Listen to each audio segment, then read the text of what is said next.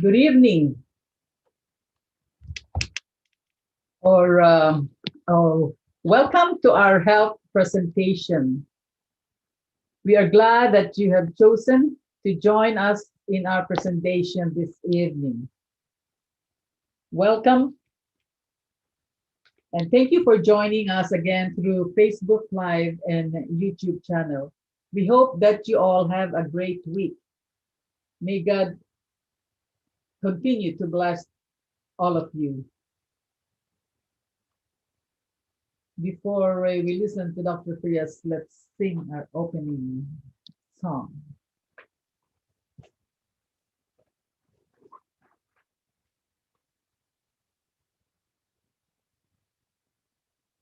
Okay.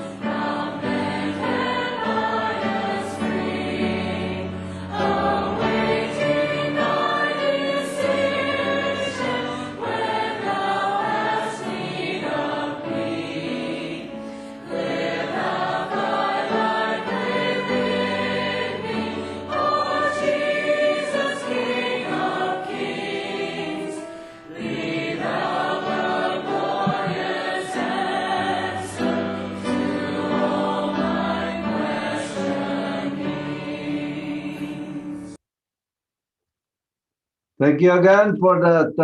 Thank you for that beautiful music again. Yeah. Place the chair in the wrong place. Anyway, thank you. And we're so happy that we can be with you again this beautiful Sabbath afternoon. As you can see, before it gets dark in Canada, in part of Toronto anyway, it takes a long time to get dark. Sometimes it takes, it's about 9 o'clock or 10 o'clock in the evening before it gets dark. But we are so happy again that we can be with you this beautiful Sabbath evening. Where did I put my mic? I think I have it here. No, my mic, I lost it. Here. Did you find it? Oh, I see. Okay.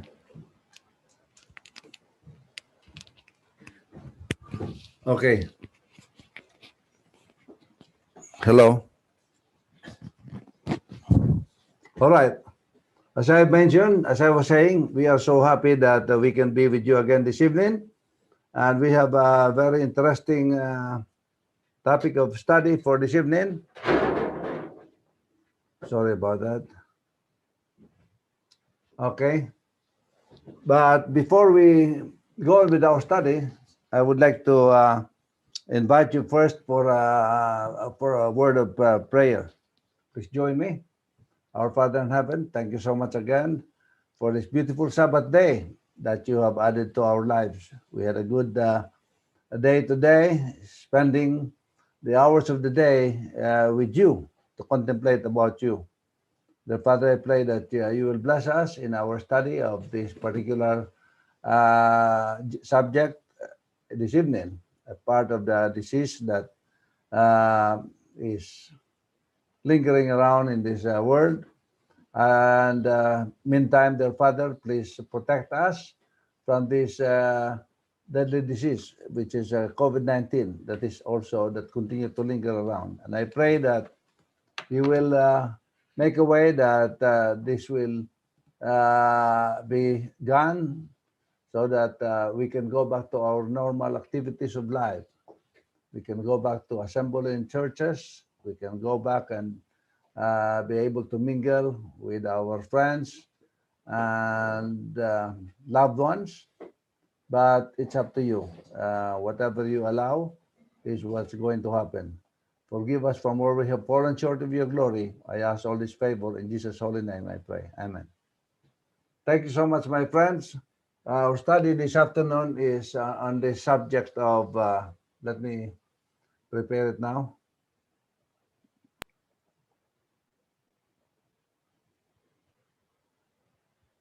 Botulism. That is the topic that we are going to study this evening. Now, what is botulism, by the way? It is a rare but serious bacterial infection caused by Clostridium botulinum. What is Clostridium botulinum? Clostridium botulinum is a group of rod-shaped bacteria. A group of rod-shaped bacteria that find its way into your part of your body, near the abdomen. Anyway, and it's extremely rare, but fewer cases in Canada compared to COVID-19 and others. And treatment, but it needs treatment from medical professional. It requires lab test or imaging. It can last several days of the weeks, may be preventable by vaccine, and it is transmitted by contact. So if you have a close contact, just like COVID-19, you can also be infected with this particular kind of disease, the botulism.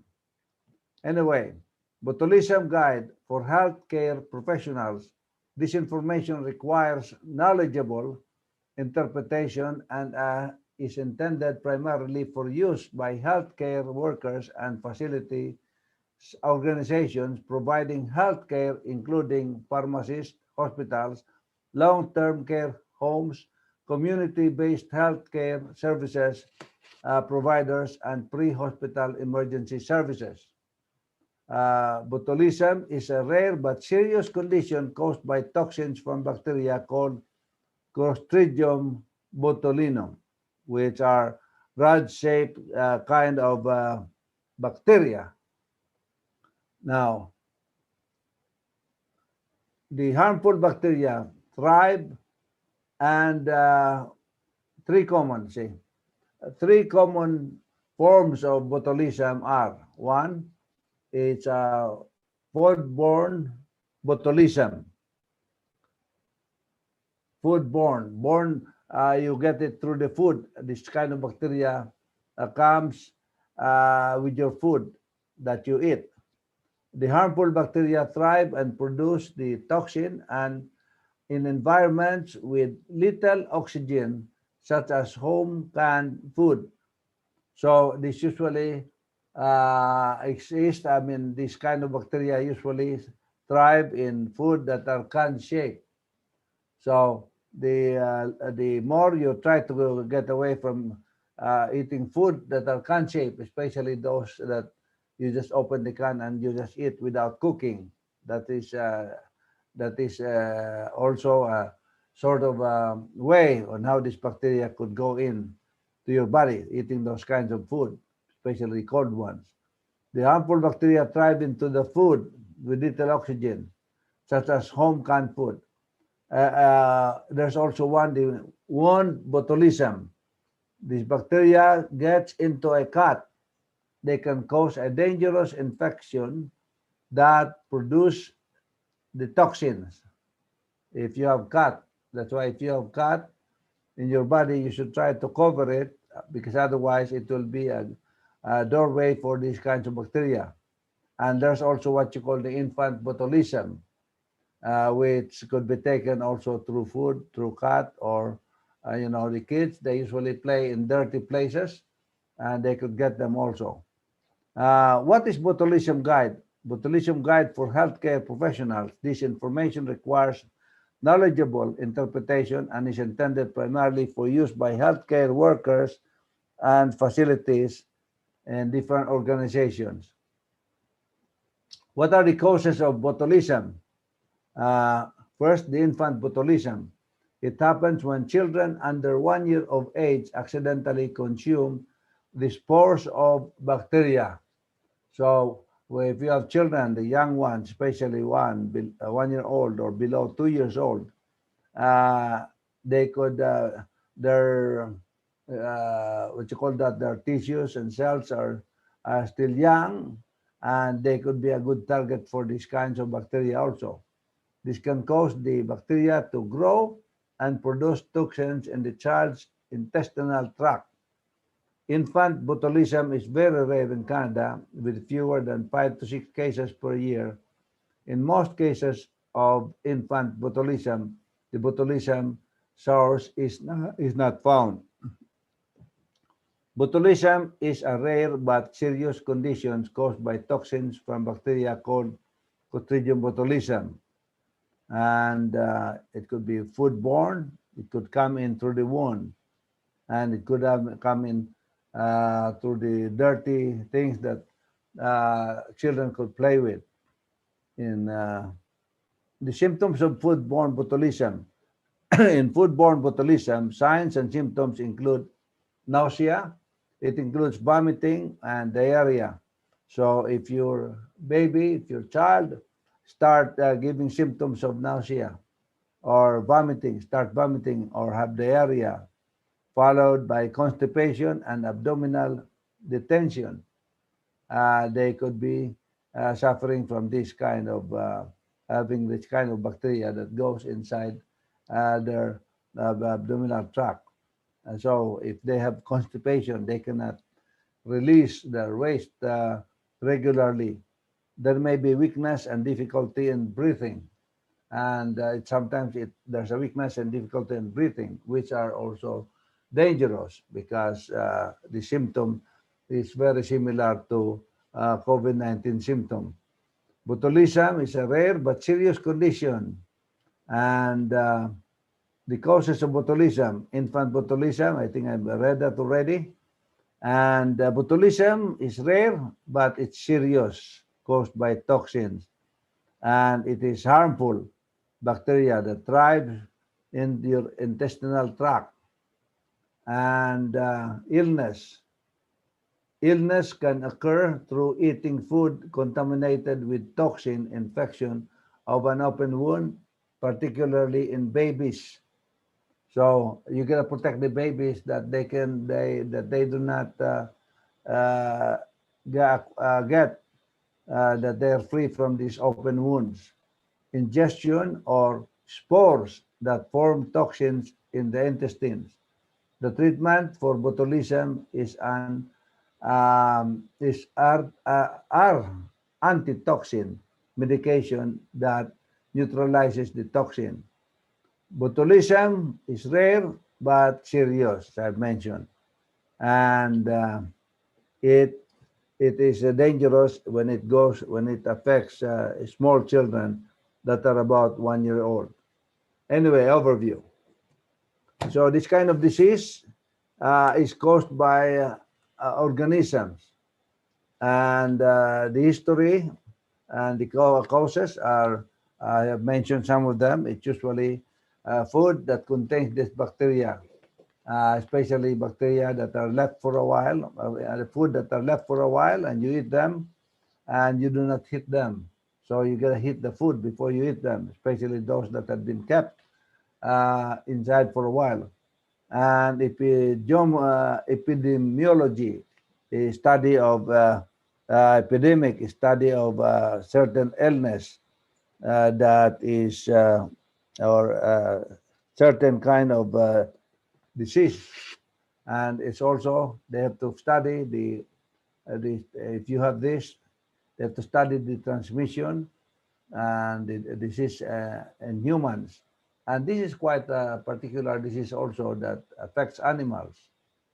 And so that's why they put a lot of studies and prevention and control. That's why it's quite controlled now. Before, there's a lot of people who have this kind of disease. So, Clostridium botulinum, it is a bacteria, a rat-shaped bacteria, gram-positive obligate aerobic bacillus, anaerobic bacillus, and it goes through the spores. And what is this ubiquitous, resistant to heat. This kind of bacteria is resistant to heat, resistant to light, drying up, and radiation. Specific conditions for germination are anaerobic condition. Anaerobic condition, that means that they could live uh, in with very little oxygen, live in places that does not even have oxygen. So it doesn't matter with or without oxygen, this kind of bacteria could live. That's why it's very difficult to have this kind of, it's not good to have this kind of disease. And it warm, if, especially in warm places, 10 to 50 degrees, and also in a place what's called with mild alkalinity. This kind of bacteria thrive in this kind of conditions. Now, neurotoxins. It is what you call a toxin that are destructive to the tissue. That's what I mean. Toxins that are destructive to the tissue. 7 different types. A through G. Different types affect different species or cause flaccid paralysis. It could cause paralysis. Only a few nanograms can cause illness. It binds neuromuscular junction and neuromuscular junction that is anyway. Toxins is destroyed by boiling, so it is usually destroyed by boiling. That's why even this inhalation of hot temperature, boiled water could also be good for it. Spores, higher temperatures to be inactivated. Even the spores of your skin could also be inactivated through high temperatures. That's why I think it's in Finland or something where they do not have a lot of cases of this COVID-19 and other diseases because they stay in most of the houses have saunas and jacuzzis. So it's here, the effect here in humans, horses, cattle, sheep, dogs, avian, mink, and ferret. Those are the these are the what you call that, creatures that are usually affected with this kind of disease. How are they transmitted? It's transmitted through indigestion. If you get indigestion, through organisms, spores, neurotoxin, and wound contamination. Try to protect yourself from having wounds because that's a doorway for these kinds of bacteria, and it's also transmitted from person to person. If you have somebody affected with this kind of disease or this kind of bacteria, and you come too close, that's why we can learn a lot from this COVID-19. When you come close to a person that you are not familiar with, that you do not know, and you're not sure of, it's good to wear this mask because you could inhale, or if you could become too close, you could also acquire the kinds of the bacteria that they might be having. And in US, an average of 100 cases, 110 cases per year, approximately 25% and of them are foodborne. Approximately 72% are infant form. So it affects mostly infant. 72% of those affected in the US are infants, and they get them through wounds and through playing in dirty places, and bacteria comes inside their bodies. Case fatality, how many people die, is about 5 to 10% of people who are affected with they are compromised, so they die. Ineffective dose, few nanograms. And 1977, the largest botulism outbreak was in Michigan, and because of poorly preserved jalapeno peppers. So they have the jalapeno peppers that were poorly preserved. That's why even this preserved food, preserved vegetable, preserved fruits, that are dangerous to eat. In Alaska, 27% of U.S. foodborne botulism cases in 1950 and 2000. 226 cases from 114 outbreaks. Human disease, three forms: foodborne, wound, and through the infants. All forms are fatal and a medical and needs a medical emergency. So it's fatal. That means any kind of form of this kind of disease are fatal. They are deadly if you are not treated properly and in time. Incubation period are between 12 to 36 hours that they incubate once you acquire this kind of bacteria. It perform toxin ingested from contaminated food. They always say about contaminated food. Most common from home canned foods. Canned foods that are made of asparagus, green beans, beets, corn, baked potatoes, garlic, chili peppers, tomatoes, improperly fermented fish, even the fish that are improperly fermented, uh, like fish coming from Alaska. They're not, if there are some fish, they usually are good fish, but sometimes they're not properly fermented. And also, in the US, the most common is the infant botulism because they have spore indigestion, germinate the toxin released and colonize in the large intestine. Infants that are 1 year old, 94%, and 6 months old, all are mostly infected with it. The spores from varied sources.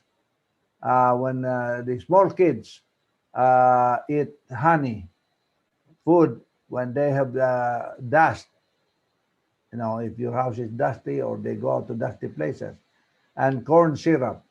So try to take away this from young children, 2 years and below, about up to 2 years. Then don't feed them with honey, or let them avoid dusty places, and also don't let them take corn syrup because that's how they acquire this kind of disease, botulism.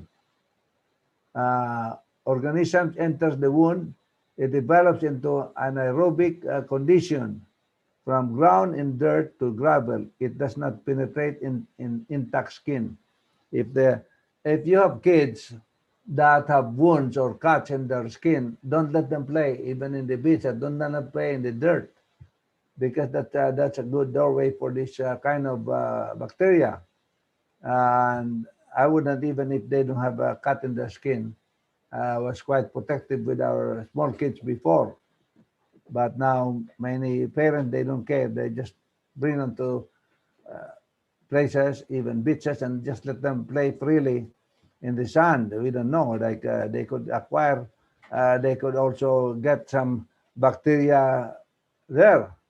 And what are the, yeah, anaerobic condition? That is a condition living in places like anaerobic, as I mentioned. Those are the conditions that even in lack of oxygen, they can thrive. And associated with addicts of black tar heroin, those who are taking these kinds of black tar heroin, they are also susceptible to acquiring this kind of disease.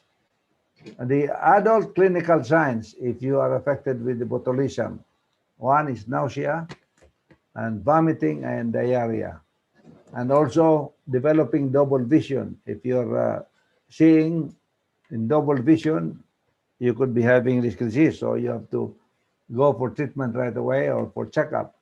Descending weakness or paralysis, shoulders to arms or ties to the calves, symmetrical flaccid paralysis, and respiratory muscle paralysis. It could affect your respiratory system. Infant clinical signs for the children is that they become weak, they're constipated, they cannot poop properly, lethargy, poor feeding, they have a weak cry, bulbar pulses, failure to thrive. So here's here a photo of a child suffering from botulism. And diagnosis, clinical signs, toxin in serum, stool, gastric, aspirate, suspected food, culture of stool or gastric aspirate. It takes 5 to 7 days to check it, to check these things. Electromyography also is another way to check it. Electromyography is testing of electric activity in the body. And also mouse neutralization test. Uh, they have and the results come after 48 hours. And the treatment are intensive care. They immediately bring the victims into ventilators because they will have a hard time breathing, almost similar to the COVID-19. Botulinum antitoxin.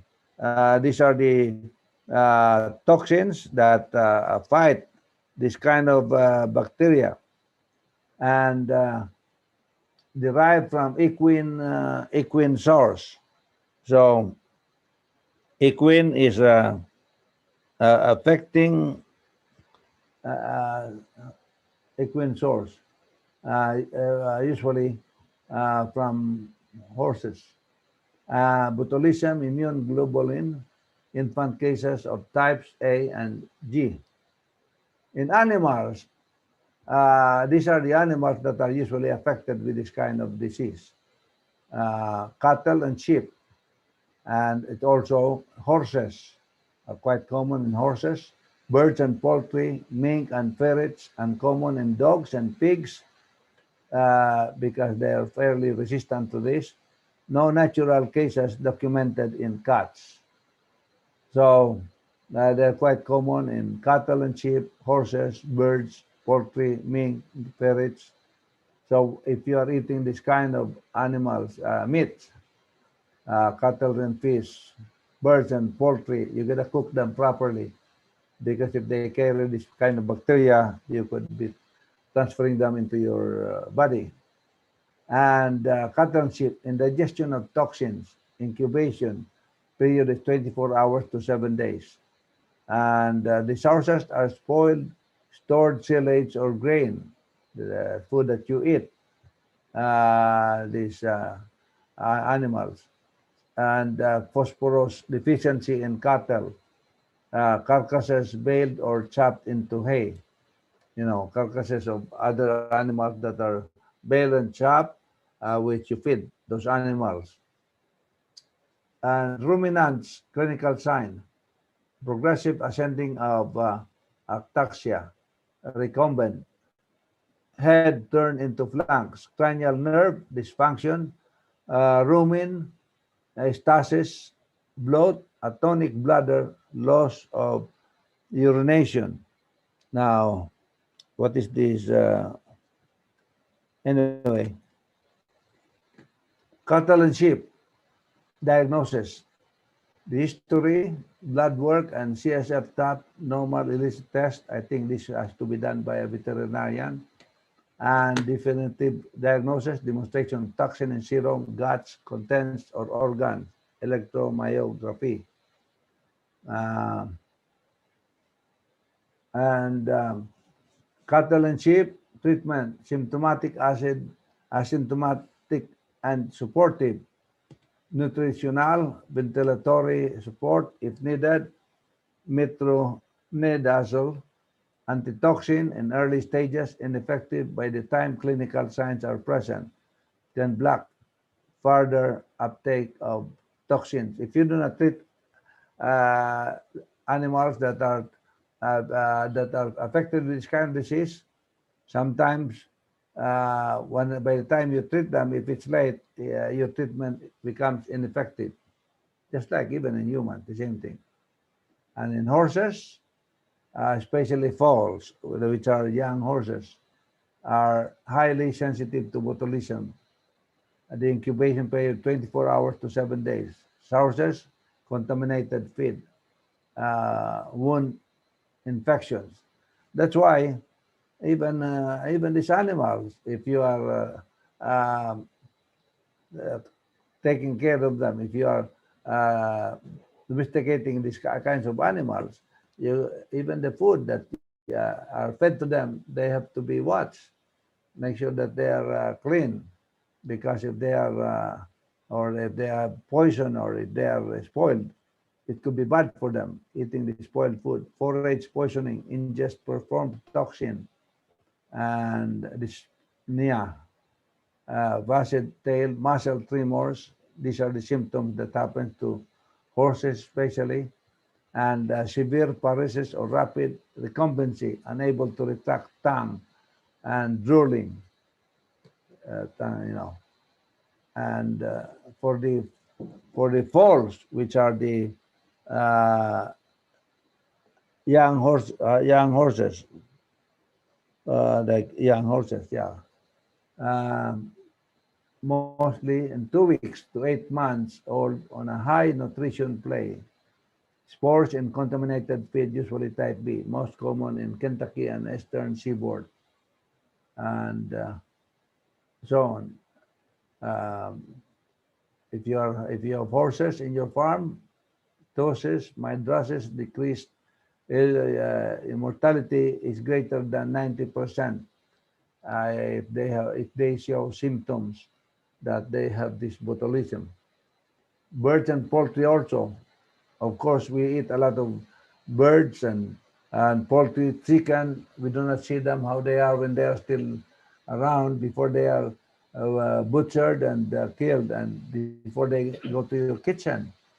No wonder why a lot of people are turning into vegetarianism, because eating less meat actually sort of protects you somehow in from these kinds of diseases that you can get from bacteria that thrives in animals.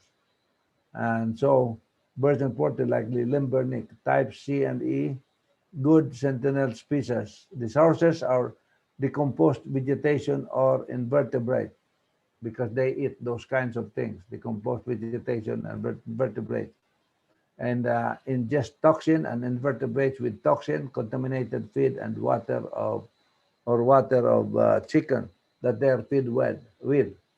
So the more you try to get away from it, the safer you are also in acquiring these kinds of diseases, because we do not know what kinds of animals they are and how they were prepared. Uh, I heard that some of this meat, poultry, and even cows are already dead. That they found dead meats and they still cut them in pieces and sell them. That's really dangerous. That's where a lot of diseases come from. And birds and poultry, when the birds and chicken become drowsy and they have droopy head, wing and leg paralysis, unable to hold their head up, unable to use their wings or legs, eyelid paralysis, that means they are suffering. But who knows? They could come in, they could be killed and brought into our tables. Also very dangerous. Mink and ferrets, occasionally A and E, sources chopped raw meat or fish, improper storage of meat by products. Vaccines are also available for this kind of animal of creatures. And the dogs, it's rare in dogs, but they could also have them. The sources are indigestion of carrion, wetland areas with avian botulism. Try to protect your dog from going to wetland areas because they sniff and they try to find food in those places. And they get this kind of bacteria and it could go to humans too. Incubation period, a few hours to 6 days. They start to feel weak. These are the symptoms: progressive symmetric ascending weakness, the rear limbs or forelimbs, they cannot move them properly, the cranial nerve deficits, respiratory paralysis, they lose ability to urinate and defecate. See? Very dangerous. Blood work is needed if that happens, and the suspect are eating the kinds of food that are spoiled. Mass neutralization test is needed, and treatment is supportive, and it could be treated with toxins, with antitoxins. I mean, for humans, this is very important. Do not feed honey to children that are 1 year of age or below 2. So sometimes we try to say instead of using sugar, we use honey. But honey, although it is good, instead of sugar, it should not be fed to children who are below 2 years old. And proper food preservation is important. Proper time, temperature, and pressure, 80 degrees for 30 minutes. You should heat the food for to about 80 degrees for 30 minutes or 100 degrees centigrade for 10 minutes. See? You have to heat the food before you feed humans. At least do not eat food that are not heated. Prompt refrigeration of foods. Do not leave the food after you eat. You just leave them on the table, even if you cover them. Soon as you want to keep some food that are not consumed, put them in the refrigerator right away. Put them in fridge. And after that, if you have to eat those food that are kept in the refrigerator, if you want to eat them again, you have to boil those food for 10 minutes. Boil, heat them. Do not just eat them the way they are.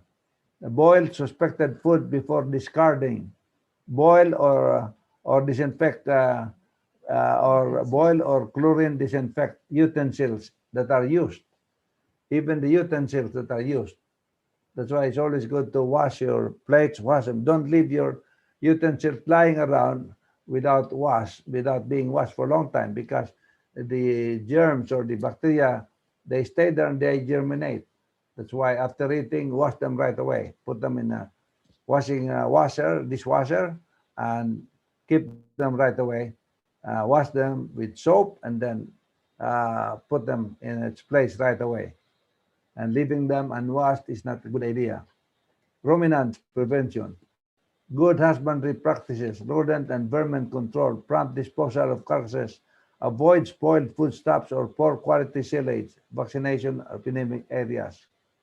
So you should try to get rid of pests that might stay in your home or in your kitchen, like rats. Equine prevention. Good husbandry, rodent and vermin control, avoid spoiled feed, prophylactic vaccine for pregnant males. Those, and anyway, potential bioterrorism threat, bioterrorism threat. Those are the threat that are what you call the terrorism uh, involving release of toxic biological agents. See, a lot of people have scientists, a lot of countries they have scientists, and this is the big danger now because the scientists, if they hate, if they are hater of other people, they could invent, certain chemicals that they, what you call that, this biological terrorism, they release toxic biological agents in the air that causes sickness and diseases on other people. But sometimes they, before they release it, they develop antidote for them, so they protect them. And there's a big suspicion that this COVID-19 is something like that. Uh, the what you call it's a terrorism through release of toxic chemicals, biological agents. I hope not, but it seems like that. And anyway, it's too bad that there are people who have bad minds. If that is true, they have bad minds that they, instead of using their brain to invent good things. That's why the Bible says that God is gonna be hard on those people who invent things that destroy other people, that destroy His creation. And scientists, there are two kinds of scientists: the scientists that invent good things, and the scientists that invent bad things like bombs and so on that kills people. But that's in the Bible, and God is they're gonna have to face God on those things. Signs of deliberate aerosol or foodborne release of toxin. No common source. Large number of acute cases. Clustered uncommon toxin. And potential bioterrorism threat also point source aerosol release. Incapacitate or kill 10% of persons within 5 kilometers downwind.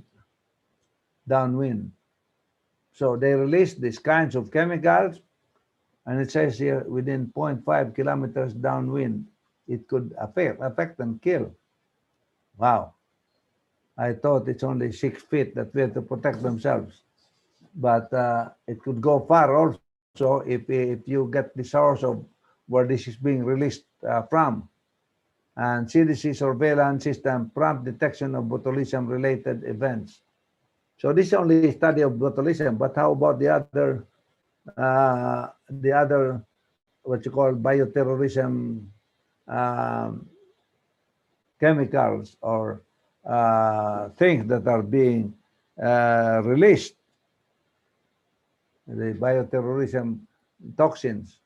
Anyway, so additional resources are the Division of Bacterial and Mycotic Diseases, Center of Civilian Biodefense Strategies, so on.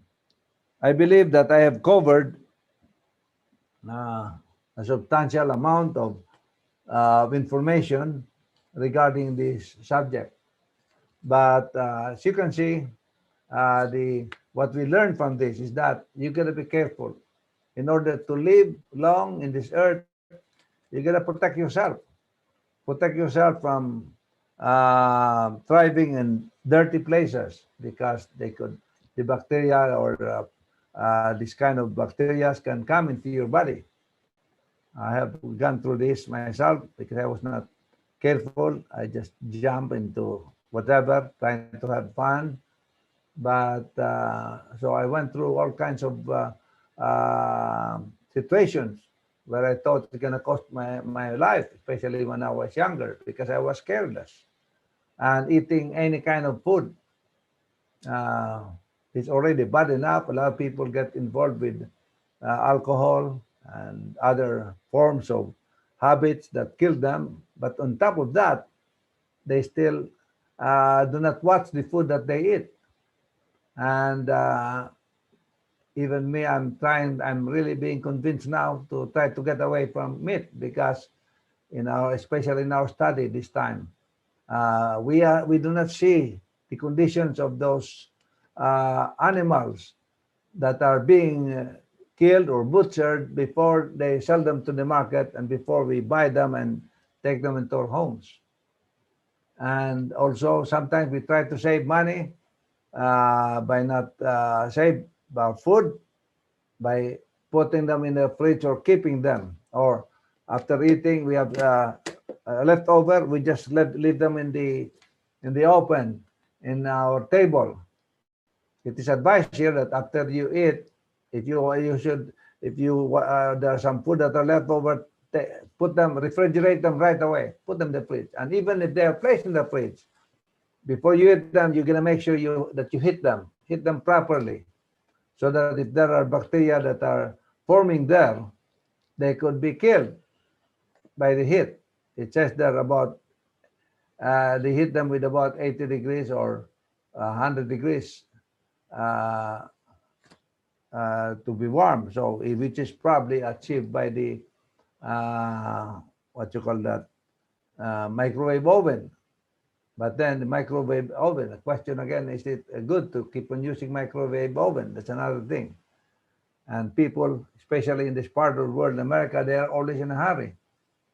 And if you cook them properly in a proper stove, it takes time. You have to wait. Microwave oven is quick. Just put there 2 minutes, 3 minutes, and you could heat it.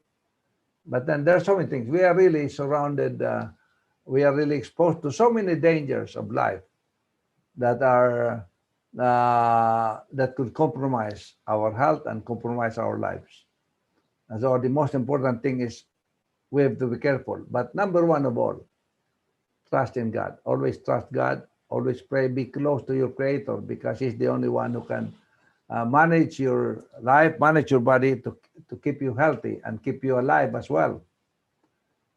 So trust Him and read the book, read His book, read the Bible, because the Bible will teach you everything. It will teach you how to be spiritually connected with your Creator. It will also teach you how to live properly, what kind of food to eat. I have if you go to my YouTube, you can find there under the topic, your body is the temple of God. Your body is God's temple. And I enumerated there I have outlined there the kinds of food that God wants us to eat because He intends us to be healthy. There are some people, so because there are two kinds of animals, the clean and unclean. That's why they want us, for His children, He just want them to eat clean animals, if you have to eat animals, or clean food. Because if we eat these unclean foods, it could affect us, make us sick, or we could die. But then these are for the people, clean and unclean. But there are also clean and unclean animals. The clean animals, if they eat dirty foods, they get sick and die. The unclean animals, which are called scavengers, if they eat clean food, they get sick also and they could die. So the scavengers, the unclean animals, they eat unclean foods only. So they live in estuaries, in the water, they live in dirty places and eat dirty food. And that's how they live and get healthy. But the clean animals, they eat clean food, and they try to avoid dirty food. They do not eat the carcasses or leftover of dead animals, which the scavengers do eat. For the people also, God classifies them into two kinds. What you call God's children, He called them. I told them that you are my children, you're special people. I want you to eat only clean food. So He enumerates in the Bible the clean food that they should be eating. And by eating clean food, they become healthy.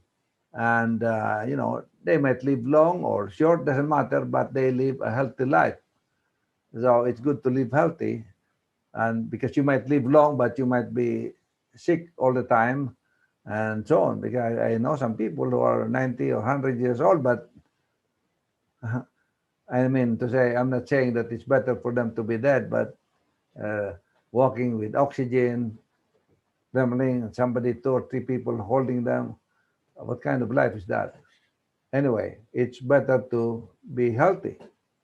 And so the wisdom book of God is very good to read.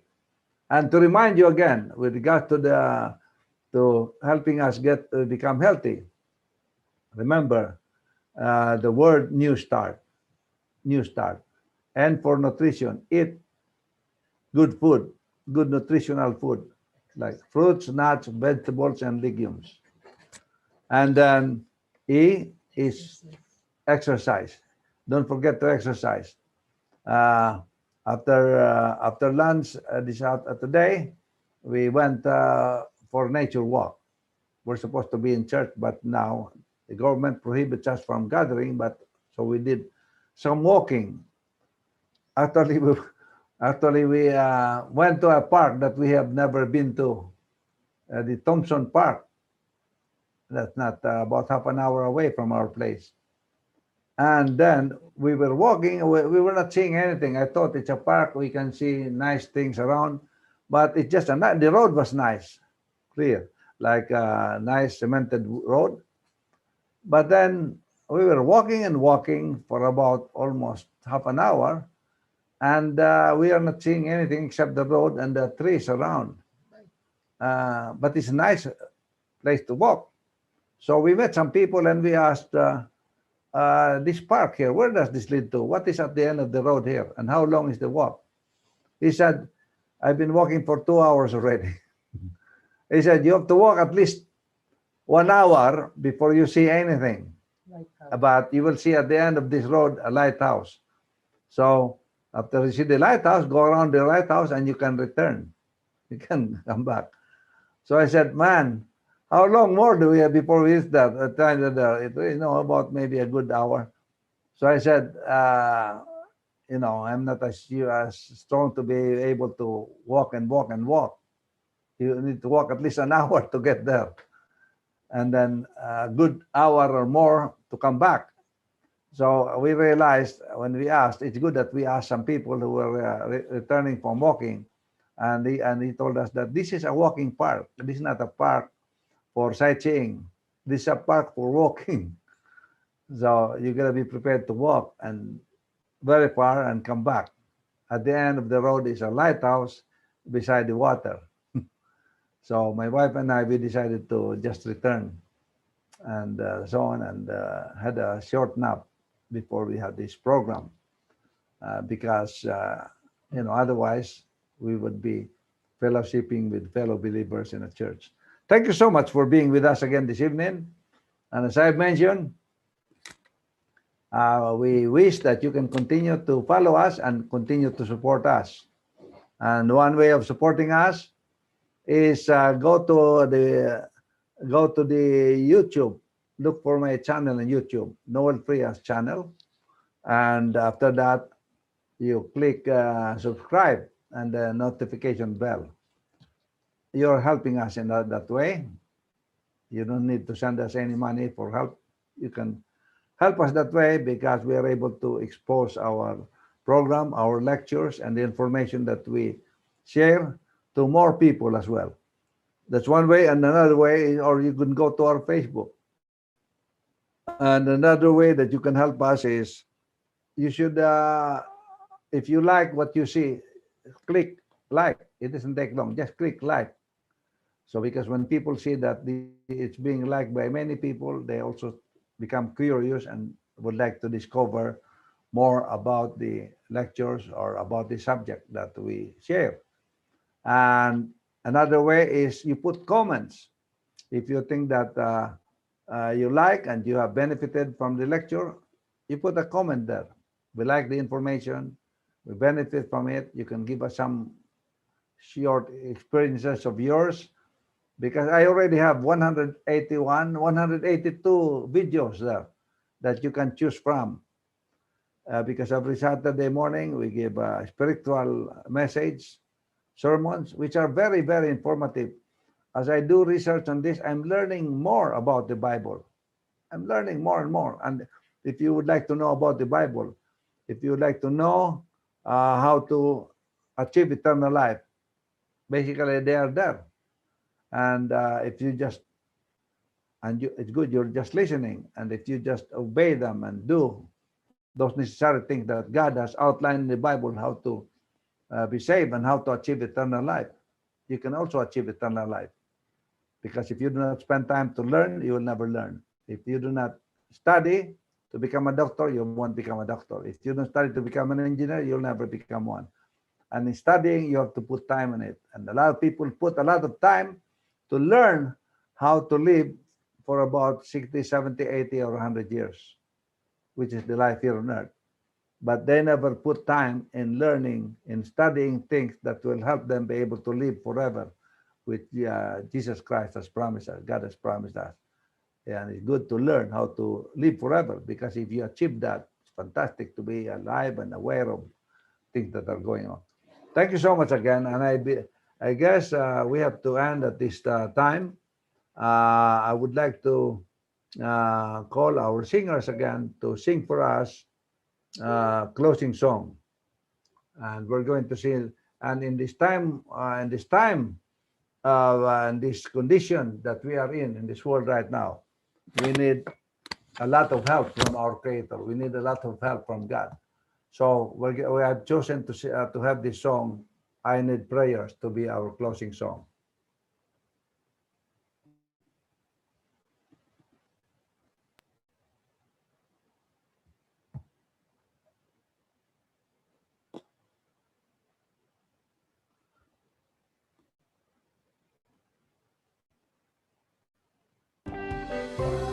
It's not just movement, it's painting the town together. Volterra, the joy of movement. Okay.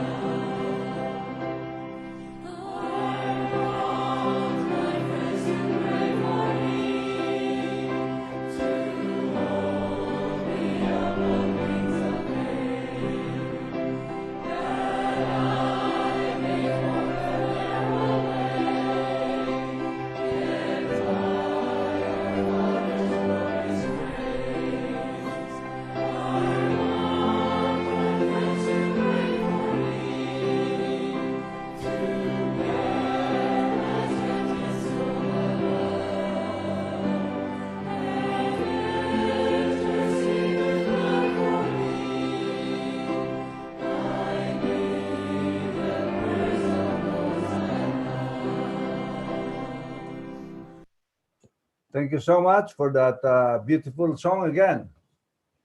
We really need a lot of prayer. I would like you to join me now as we end this program with a prayer, with a short prayer. Dear God, our Father in heaven, thank you so much again for the time that you have given us to be able to share this information of another kind of disease that is lingering around in this world. Dear Father, while we are waiting for you, while we are here on this earth, it's not a perfect place because of sin. We are being attacked by so many kinds of problems and diseases and sickness and so on. That's why we need a lot of prayers from our friends, from those people who care for us. And as we also have a need to pray a lot for others and for them as well. But please continue to intercede for us in our behalf and continue to look after us. And please bless us now as we separate from each other this evening from this program. We ask all this favor in Jesus' holy name, I pray. Amen. Thank you so much again, and I'm looking forward to seeing you again, to being with you again next Saturday. Thank you, and I wish you all a very good week, to spend a good week, and I hope you achieve things that you are able to accomplish, the things that you would like to achieve and accomplish.